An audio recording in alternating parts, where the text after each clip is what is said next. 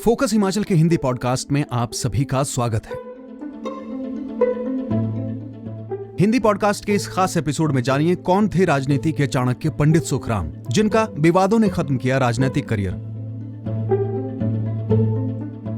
सियासत का सुर्खियों और विवादों से बड़ा पुराना नाता रहा है। कई सियासतदान सियासत के इस खेल में खुद ही डूब गए और कईयों ने सत्ता का सुख पाया। हालांकि सियासत पर हमेशा आम जनता के दमन, शोषण और अन्याय का इल्जाम रहा, लेकिन ये भी सच है कि सत्ता की बागडोर जब एक बेहतर सियासतदान के हाथों में आई तो उसने विकास की इबारत भी लिखी। आज हम पहाड़ों की राजनीति की एक ऐसी शख्सियत की बात करने जा रहे हैं जिनका सुर्खियों और विवादों से बड़ा गहरा नाता रहा। राजनीति में कभी उनका कद इतना बड़ा था कि इनका दायरा केंद्रीय मंत्रालय तक रहा। हिमाचल प्रदेश से वे 2 बार केंद्रीय मंत्री बने। अपने राजनीतिक करियर में 18 बार चुनाव लड़ा और महज 2 बार हारे। एक जमाने में हिमाचल की राजनीति में उनको सीएम का दावेदार माना जाने लगा था, लेकिन सियासत की इस चौसर ने राजनीति के इस चाणक्य को सत्ता के ताज तक नहीं पहुंचने दिया। साल 1993 टेलीकॉम घोटाले के आरोपी पूर्व टेलीकॉम मिनिस्टर सुखराम को सुप्रीम कोर्ट से राहत नहीं मिली। ट्रायल कोर्ट के सामने सरेंडर करने के आदेश के बाद हिमाचल प्रदेश की सियासत के चाणक्य कहे जाने वाले दिग्गज कांग्रेसी नेता सुखराम के युग का समापन हो गया था।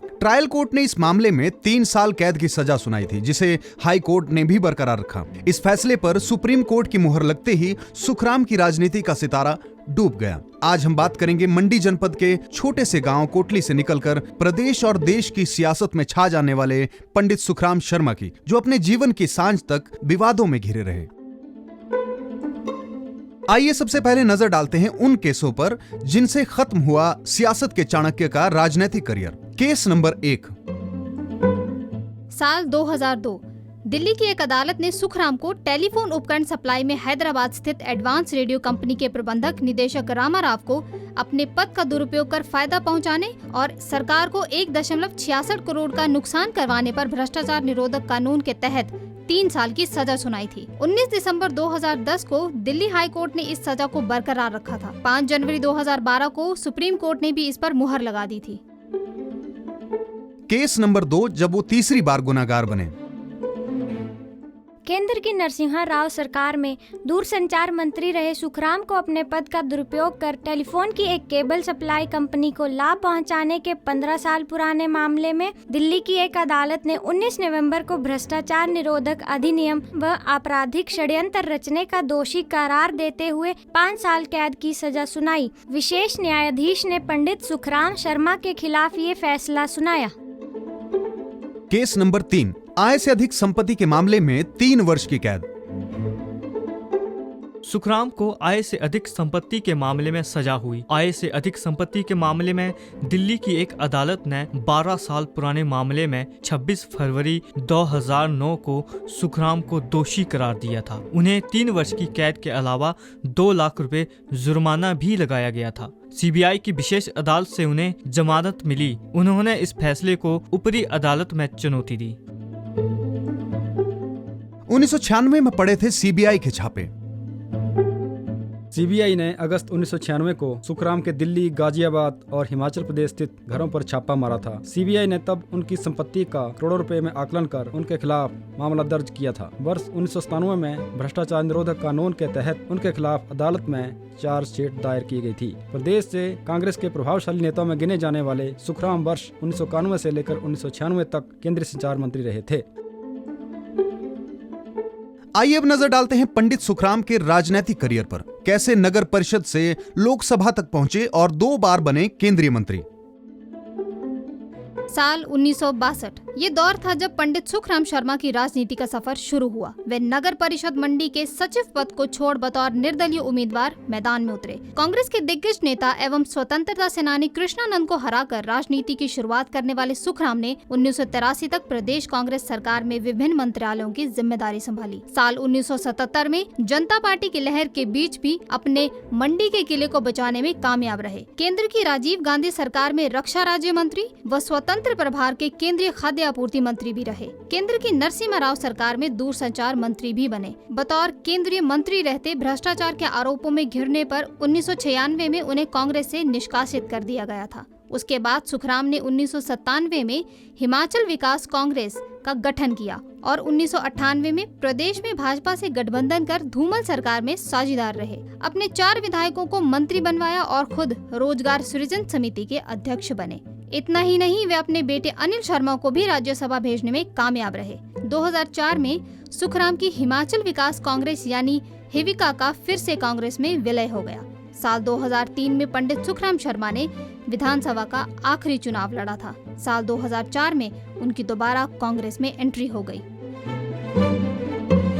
अब जानते हैं क्यों कहा जाता है पंडित सुखराम को संचार क्रांति का मसीहा।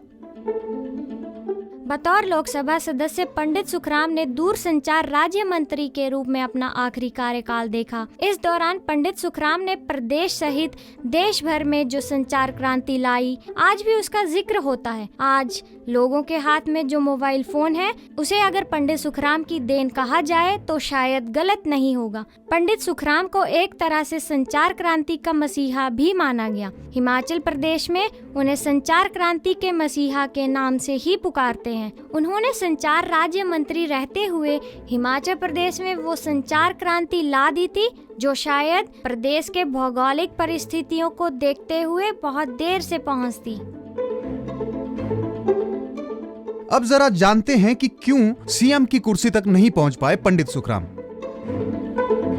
पंडित सुखराम ने अपने राजनीतिक जीवन में 18 बार चुनाव लड़े। इनके नाम विधानसभा का चुनाव कभी भी न हारने का रिकॉर्ड दर्ज है। मंडी सदर सीट पर इनके परिवार का आज तक एक छत्र राज चल रहा है। यहाँ से 13 बार खुद चुनाव लड़ा और जीता, जबकि बेटा अनिल शर्मा चौथी बार यहाँ से विधायक चुनकर विधानसभा पहुँचा है। सुखराम ने लोकसभा के 5 चुनाव लड़े, जिनमें से 2 बार हार हुई। देश या प्रदेश में चाहे किसी भी राजनीतिक दल की लहर चली हो, इनका परिवार कभी विधानसभा का चुनाव नहीं हारा। पंडित सुखराम हिमाचल प्रदेश के सीएम बनना चाहते थे, लेकिन ये संभव नहीं हो सका। इस बात को लेकर उनका हमेशा पूर्व सीएम स्वर्गीय वीरभद्र सिंह के साथ 36 का आंकड़ा रहा। पंडित सुखराम की वरिष्ठता को पार्टी ने हमेशा नजरअंदाज किया और इस बात की टीस उनमें हमेशा रही। यही कारण था कि पंडित सुखराम ने अपना एक अलग दल बना लिया था, लेकिन उसके दम पर भी वह सीएम की कुर्सी तक नहीं पहुंच सके।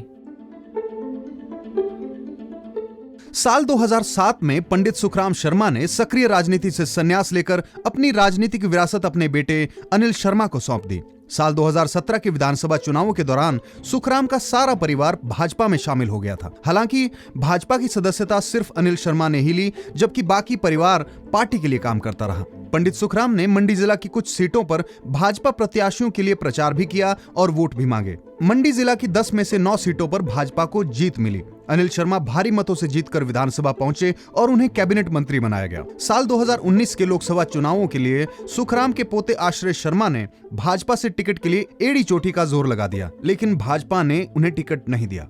इससे खफा होकर पंडित सुखराम दोबारा से अपने पोते संग कांग्रेस में शामिल हो गए थे। 11 मई 2022 को 95 साल की आयु में राजनीति के दिग्गज पंडित सुखराम का देहांत हो गया। तो आज के एपिसोड में ये थी पहाड़ों की राजनीति के चाणक्य कहे जाने वाले पंडित सुखराम शर्मा के राजनीतिक सफर की कहानी। आपको ये कहानी कैसी लगी कमेंट करके बताएं। अगर आप फेसबुक पे देख रहे हैं तो हमें फॉलो करें, और अगर आप यूट्यूब पे देख रहे हैं तो लाइक, शेयर और चैनल को सब्सक्राइब जरूर करें। धन्यवाद। जय हिंद, जय हिमाचल।